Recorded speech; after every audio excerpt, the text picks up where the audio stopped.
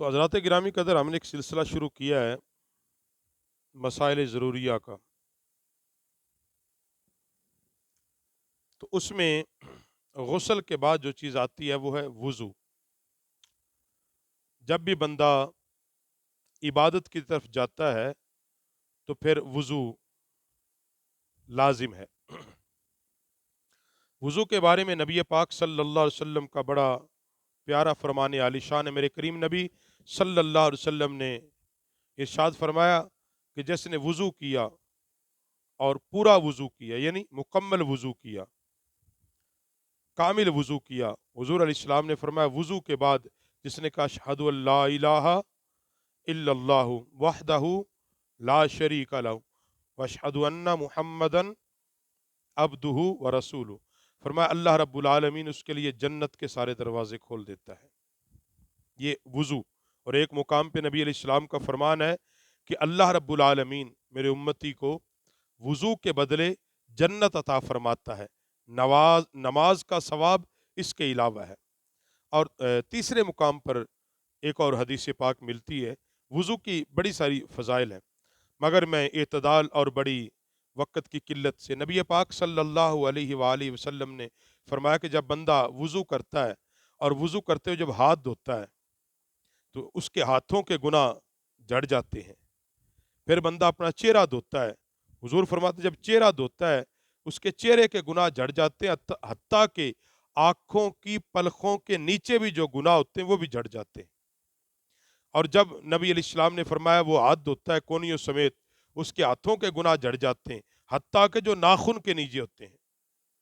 जब बंदा सर का मसा करता है तो सर के गुनाह भी झड़ जाते हैं। और फिर नबी अलैहिस्सलाम ने फरमाया जब पाँव धोता है तो पाँवों के गुनाह भी झड़ जाते हैं। तो यानी जब जो जो बंदा वुजू मुकम्मल करता है उसके सारे गुनाह झड़ जाते हैं, वो गुनाहों से पाक हो जाता है।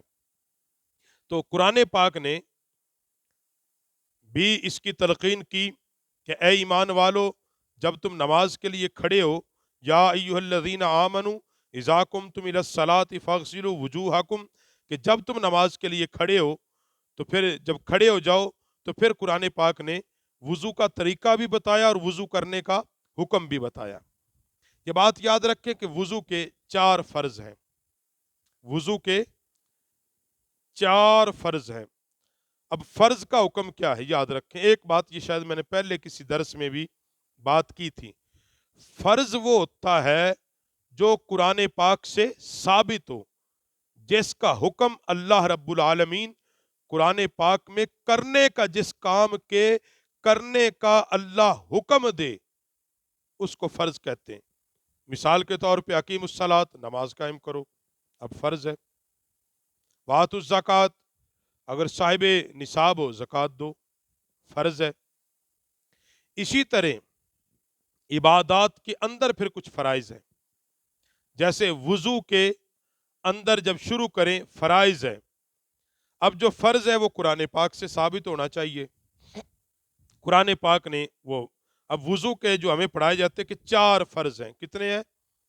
4 फर्ज हैं। नंबर 1 मुंह का धोना, नंबर 2 दोनों हाथों का कोनियों समेत धोना, नंबर 3 चौथाई सर का मसा करना, और नंबर 4 दोनों पाहों का टखनों समेत धोना।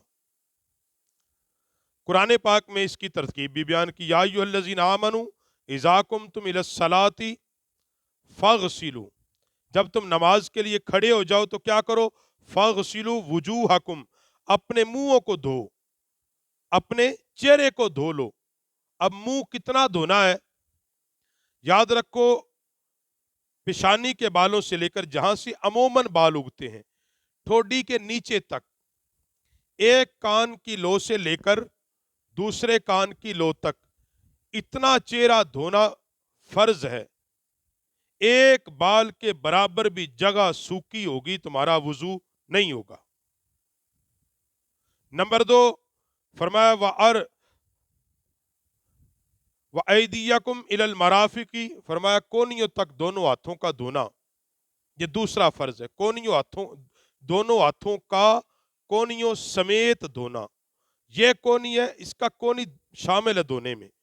بعض دفعہ لوگ جلدی جلدی میں کونی چھوڑ دیتے ہیں اور وہ کہتے ہیں وضو ہو گیا، لیکن ایسے وضو نہیں ہوتا، کونیاں شامل ہیں دھونے کے اندر۔ ہاتھ میں کوئی انگوٹھی پہنی، اس کو اتار دیں۔ عورتیں نیل پالش لگاتی ہیں، اتارنی ہوگی، اگر لگی ہوگی تو وضو ہی نہیں ہوگا۔ اب تیسرا فرمایا وَامْسَحُوا بِرُؤُوسِكُمْ، اپنے سروں کا مسح کرو۔